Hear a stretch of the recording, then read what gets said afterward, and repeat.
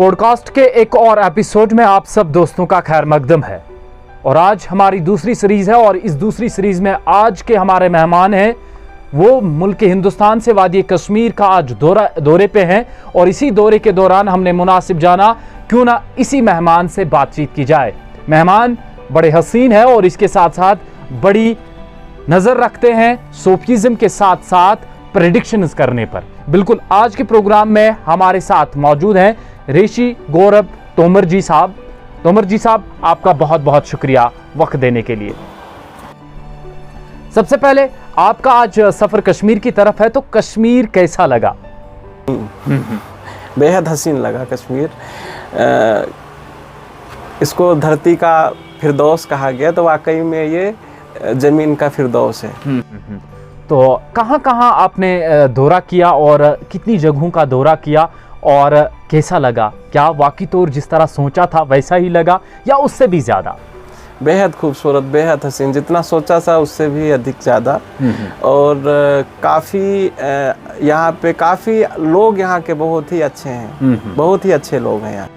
तो मैं चाहूँगा ऋषि गौरव तोमर जी, थोड़ा सा आप अपने बारे में इंट्रोडक्शन देंगे, लेकिन सबसे पहले आपसे बातचीत करने से पहले मैंने सुना कि आप एस्ट्रोनॉमी पे बहुत ज़्यादा रुझान भी रखते हैं, डेप्थ भी रखते हैं और आप बड़ी बड़ी प्रेडिक्शंस भी करते हैं। और अपने नाज़रीन को बता दें कि इनकी जानिब से ये भी प्रेडिक्शन कर दी गई है कि 2025 में बहुत बड़ा भूकंप भी आएगा, है ना? ऐसा ही तोमर जी? कुल तो मैं चाहूँगा सबसे पहले आप थोड़ा सा बताएंगे अपने बारे में, आपका ताल्लुक़ कहाँ से है, आप कैसे कश्मीर आए और आपकी इब्तिदाई तालीम कहाँ से हुई है, थोड़ा सा हमारे नाज़रीन को बता दें। जी, मैं लखनऊ का रहने वाला हूँ, मेरी पैदाइश लखनऊ की है और मैं एस्ट्रोलॉजर हूँ और मैं यहाँ पे सूफीज़्म के कार्यक्रम में भाग लेने के लिए कश्मीर आया। जी ठीक, तो सबसे पहले मैं आपसे जानना चाहूँगा, क्योंकि आपकी सूफीज़्म में बहुत ज़्यादा डिप्ट है और सूफीज़्म को लेकर आपका क्या रुझान है, क्योंकि वादी कश्मीर सूफीज़्म को लेकर बहुत ज़्यादा जानी जाती है और यहाँ पर बड़े बड़े सूफीज़्म के बड़े बड़े शायर अदीब भी गुजरे हैं। तो किस तरह आप सूफीज़्म में आए और बाकी सारे फील्ड भी हैं, लेकिन सूफीज़्म की तरफ आपका रुझान कैसे पैदा हुआ? मंजूर, आपने कहा कि हम सूफीज़्म में कैसे आए। सूफीज़्म दिल से आता है, उसमें आया नहीं जाता, वो हमारे अंदर आता है। सूफीज़्म एक मिजाज है जो कुदरतन है, जो ऊपर वाले का, ईश्वर का दिया हुआ है। सूफीज़्म एक मिजाज है और मैं बचपन से ही मैं इस मिजाज का रहा हूँ। तो आने का तो मैं नहीं मानता हूँ कि सूफीज़्म में कोई आता है। सूफीज़्म एक मिजाज है जो पैदाइशी होता है, हमारे दिल में पैदा होता है। वो मिजाज वाज़िह तौर पर चेहरे से नज़र आ रहा है।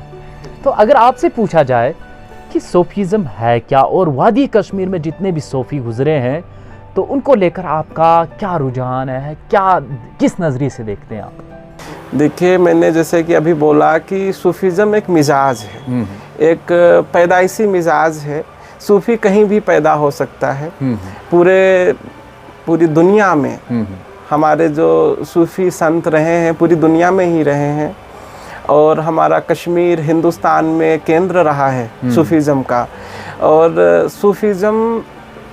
सूफीज़्म अगर हम सूफीज़्म की बात करते हैं तो हमारे मुल्क हिंदुस्तान में सूफीज़्म देखने, भगवान कृष्ण में भी सूफीज़्म देखने को मिलता है। सूफीज़्म जैसे कि मैंने बोला एक मिजाज है और सूफीज़्म जो है ये इस तरीके का मिजाज है जो सूफी संत है, जो सूफी मिजाज का जो इंसान है, उसके लिए वो सिर्फ एक रब को देखता है, रब के अलावा वो किसी को नहीं देखता और उसके लिए सब हर जगह सब रब का नूर है।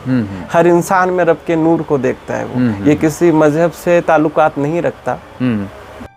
तो वादी कश्मीर में कोई ऐसा सूफी जिसको लेकर आप बहुत ज़्यादा मुतासिर हुए हैं या जिसकी वजह से आप में सूफीज़्म यानी सूफियानियत का रुझान बहुत ज़्यादा बढ़ गया, जिसे आपको अपना गुरु मानते हैं? देखिए, हमारे जो एक सूफ़ी संत गुरु हैं हाजी रईस अहमद, मैंने उनसे भी काफ़ी कुछ सूफीज़्म के बारे में सीखा। और जो जितने सूफी संत हुए हैं, सूफी संतों में आपने कहा कश्मीर से, कश्मीर की सूफीज़म परंपरा से मैं काफ़ी प्रभावित हूँ।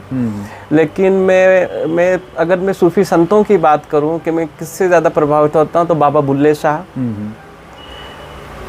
जो कि हम नॉर्थ इंडिया में देखते हैं उनको। उन्होंने जो एक मोहब्बत होती है, एक रब से जो इश्क होता है, जिसको हम इसके हकीकी बोलते हैं, उसके बारे में देखा जाए मंजूर, जो सूफीज़म है वो एक रब से मोहब्बत है। जितने भी ये सूफीज़म जो एक मौसूकी, जो हमारी एक दिली मोहब्बत होती है, जो मोहब्बत रब के लिए होती है, उसमें एक अजीब सी कशिश होती है, वही है मिजाज सूफीज़म। ठीक है। अब हम इसको किसी एक जगह से तो हम नहीं इसको बांध सकते हैं। ये पूरे कायनात में ये खुशबू फैली हुई है। तो आपके बारे में ये भी सुना गया, जब मैं यहाँ आया तो उससे पहले मैंने सुना और आपसे आपके बारे में थोड़ा सा पढ़ा कि सर आप प्रेडिक्शंस बहुत करते हैं, एस्ट्रोलॉजी पे आपका बहुत ज़्यादा ध्यान है, रुझान है, डेप्थ है। तो क्या कुछ प्रेडिक्शंस हैं? और सूफीज़म के साथ साथ इस मामले को लेकर, प्रेडिक्शंस के मामले को लेकर ये रुझानात कब बढ़े? ये बचपन से ही था या ज़िंदगी के किसी स्टेज पे ही शुरू हुआ? ये शुरुआत तो हमारे साथ पैदाइशी ही है। मैंने फिर बाद में एस्ट्रोलॉजी पढ़ी भी, और मैं कोशिश करता हूँ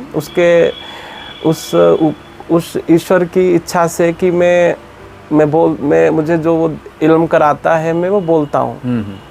मैं भविष्यवाणियाँ करता हूँ जो वो करवाता है।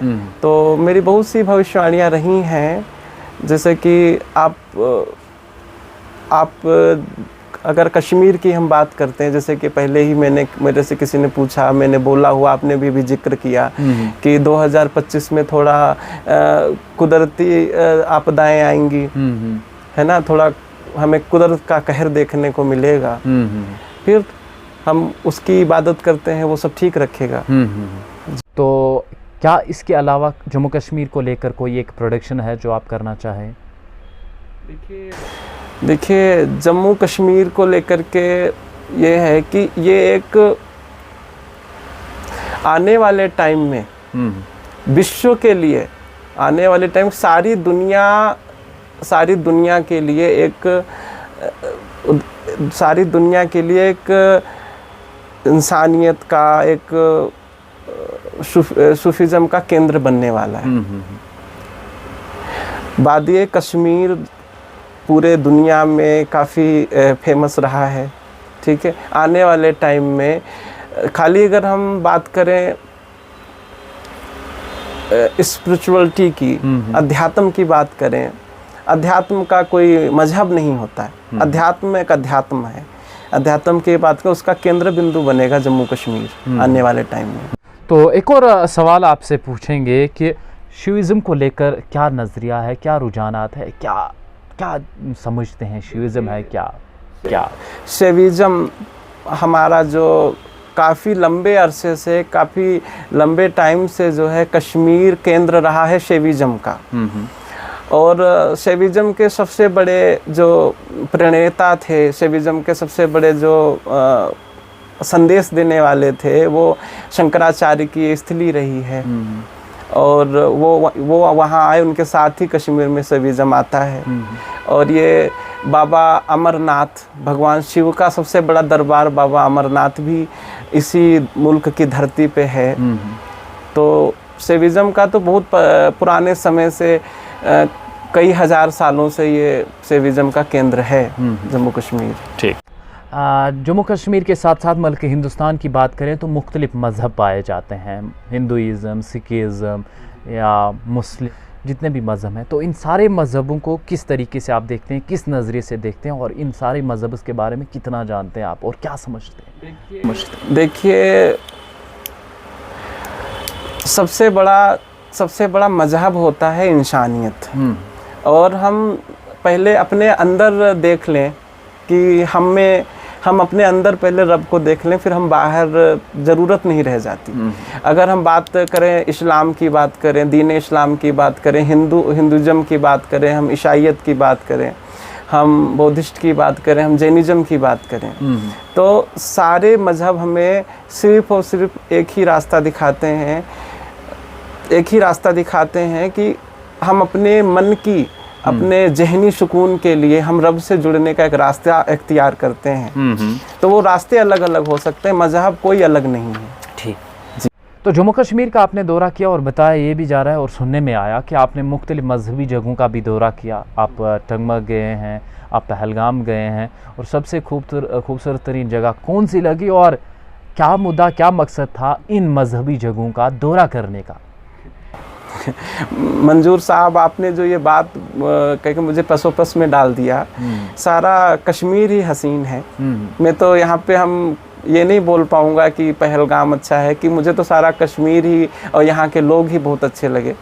बहुत, जैसा कि हम बाहर से सोचते थे, तो चैनो अमन वाले लोग हैं यहाँ पे, काफ़ी मोहब्बत करने वाले लोग हैं यहाँ पे। हमें तो पूरा कश्मीर ही हसीन लगा। मैं तो पूरे कश्मीर, तो जिस तरह आप कश्मीर घूमे हैं और कश्मीर की लुत्फ़ अंदोज़ हवा में रहे हैं और कश्मीर के पानी को आपने पिया है, तो ऐसा लग रहा है कि कश्मीर की वादियों में घूमकर वो खुशी है ना आपके चेहरे पर वाजिया नज़र आ रही है।